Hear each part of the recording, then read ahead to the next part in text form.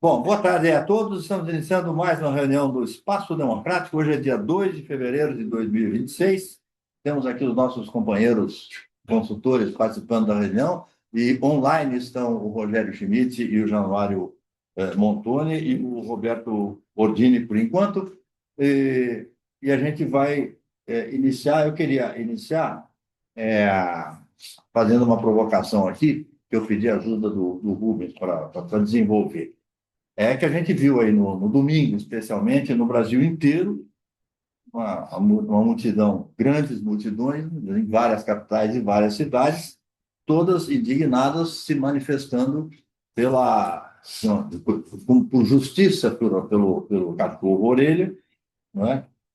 Eu cheguei a ver um advogado da OAB num dos debates na televisão, que foram muitos, a mídia toda tomou conta desse assunto, e ele chegou a dizer que no planeta ele nunca viu uma manifestação desse tamanho, dessa envergadura, por maus tratos a um animal. É uma coisa diferente. Mas eu fiquei lá com a pulga atrás da orelha, oxe, desculpa esse lugar comum horroroso, é, por achar que é o seguinte: pode ser que não seja só isso. Porque aí nós estamos aí com o caso Master, tem o caso do INSS, tem corrupção, enfim, tem problema para todo lado, e todo mundo reclamando de impunidade daqui, daquilo, dali, né? Eu achei que a tal da impunidade, a tal da raiva ou a ira das massas poderia ser em relação à impunidade, talvez não, não sei. E fiquei me imaginando, e foi aí que eu fiz a provocação para o Rubens, se por acaso nós não estaríamos prestes ou na possibilidade de uma reedição de junho de 2013, quando o pessoal foi para as massas foram para as ruas, no princípio, numa simples vinte questão de centavos. tabela, não, de coisa de ônibus aqui, né? 20 Tarifa de centavos. ônibus aqui em São Paulo.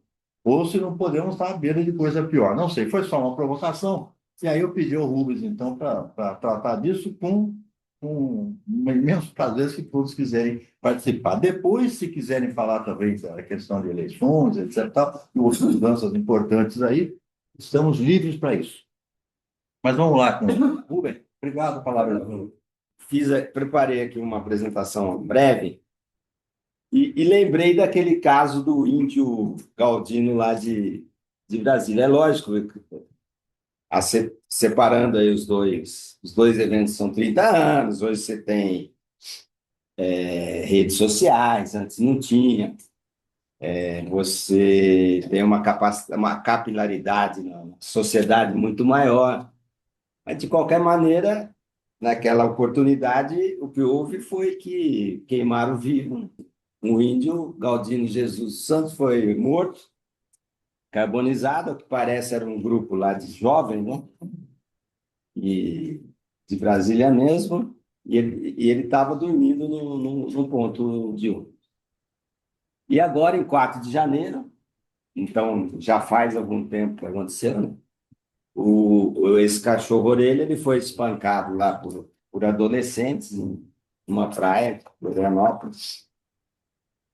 Foi levado ao veterinário e teve que ser sacrificado porque não tinha como a gravidade das lesões e impossibilidade de recuperação. Eu lembrei de um, no campo intelectual, quem falou muito sobre violência foi a Hannah Arendt, né? E ela tem uma frase que é: o maior mal da história é o mal praticado por ninguém. Ela falava do Reichmann, mas mandava, eu fazia. O mal sem motivo, o mal radical que é a ausência do pensamento. Quer dizer, um gesto dessa natureza não pode ter um pensamento racional.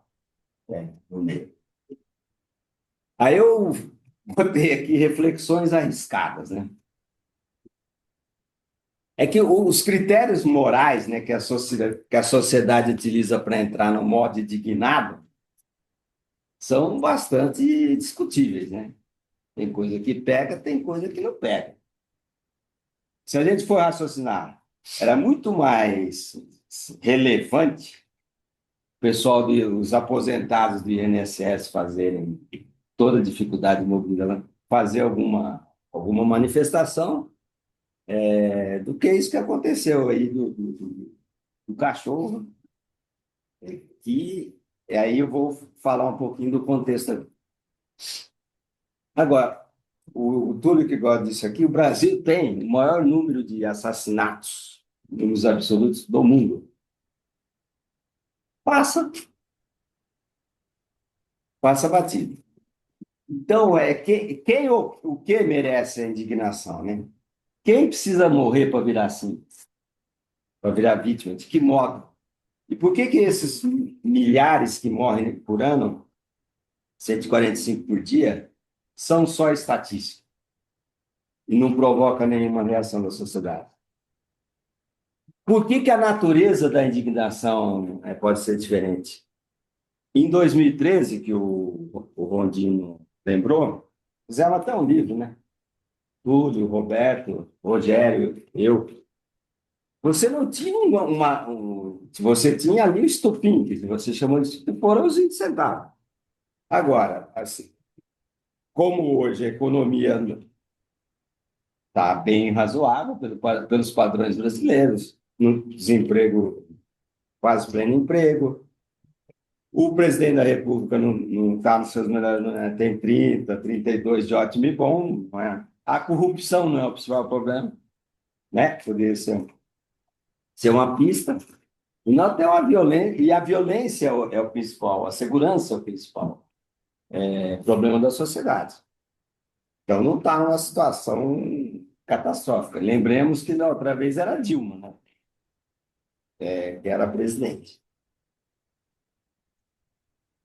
E aí eu coloquei aqui uma espécie de tipologia da indignação, comparando o índio com o cachorro. Bom, o índio, qual foi a repercussão daquilo lá? Gerou uma manifestação dos grupos indígenas, Brasília. Algumas entidades se organizaram atos de direitos humanos, teve cobertura de imprensa, óbvio, não teve mobilização popular, nem teve protesto, muito menos protesto contínuo. O cachorro teve uma indignação horizontal na sociedade. No caso de 2003, eram mais jovens, que o cara pode ser petista, Bolsonaro, saiu tudo na rua como irmãos, sem mediação institucional, não teve grandes instituições organizando, e tem a vantagem das redes sociais. Então, eu escrevi, a diferença pode não estar no crime, mas na vítima. Aí eu lembrei do João Pereira Coutinho, que escreveu 2, 3 meses, um artigo sobre a questão da vitimização. Ele falou assim: vivemos uma época em que ser vítima é melhor do que ser herói. A vítima se tornou a grande autoridade moral do nosso tempo. E o cachorro parece a vítima perfeita, comparado com o índio. Porque o índio carrega uma história, identidade, carrega um conflito social, traz discussão política. Tem gente que acha que não devia ter tanta terra quanto tem. Mexe um pouco no inconsciente coletivo da sociedade, que sente uma certa culpa, né? E gera uma empatia seletiva. Não é todo mundo que acha que o índio é uma beleza. E desconforto moral. O cachorro é o máximo. Pô, absolutamente inocente, não fala. Não dá para você politizar um negócio desse. Falar que as meninas da Bolsonaro gera empatia imediata e unânime. Você está quase chorando aqui por causa do cachorro. Estimula a solidariedade, né? Dá uma ideia de pertencimento, porque você gostar de um cachorro é uma coisa muito legal. Aí eu coloquei aqui reflexões quase irresponsáveis. Esse negócio de cachorro, nós vivemos um processo de caninização da sociedade. Nós temos 70 milhões de cachorros no Brasil, contabilizados pela essa associação que vende comida para cachorro. Fora os que, outro tanto que deve viver por aí comendo o que dá, né? E nós temos um processo de endeusamento do cachorro. né? Nós estamos criando, eu botei ali, o caninos humanos. Eles têm até nome de gente agora. Eu gosto de cachorro, tenho cachorro.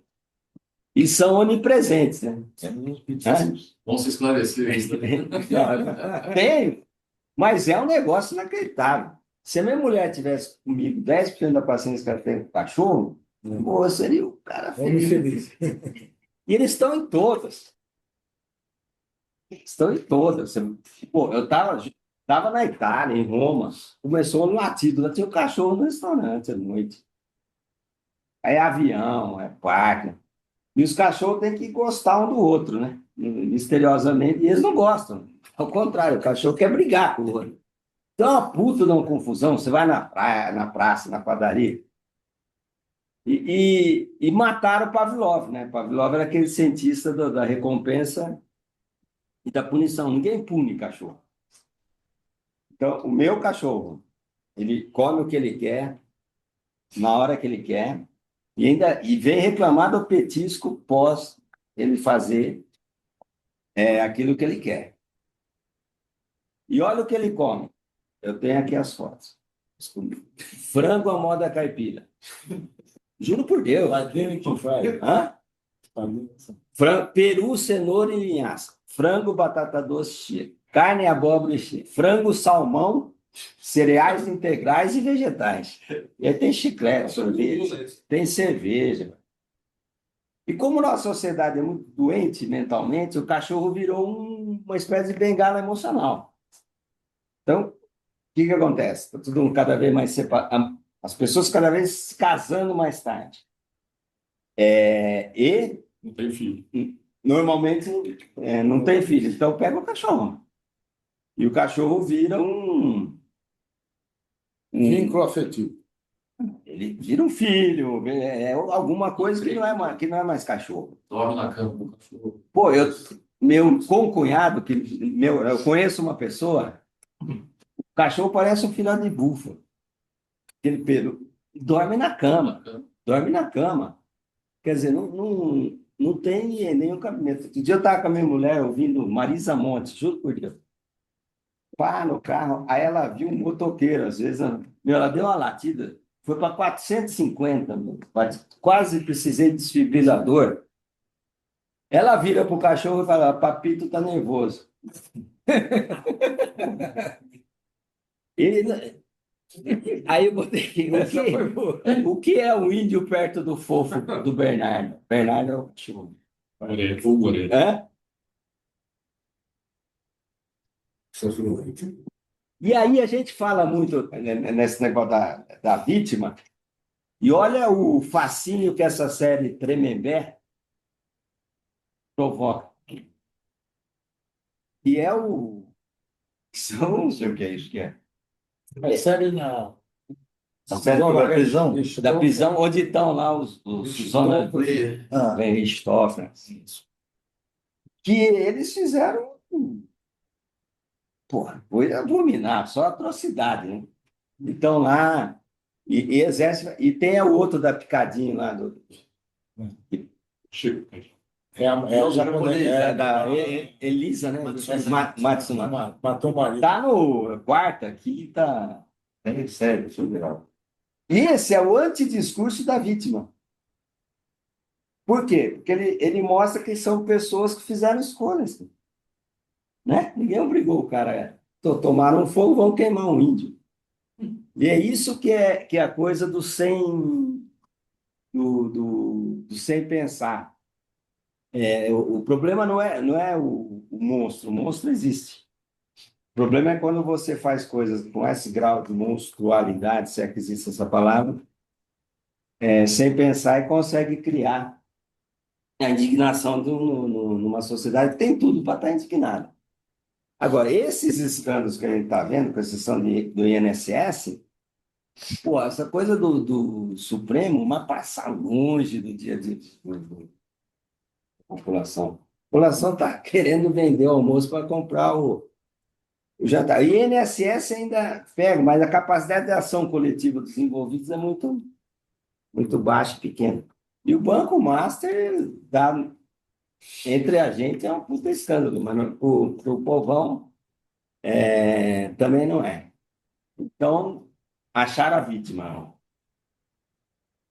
Então, essas as reflexões que eu queria dar o pontapé inicial para. Muito bom, vai dar, você bom. Parabéns. Obrigado aí por lá. Obrigado por aqui. Muito bom.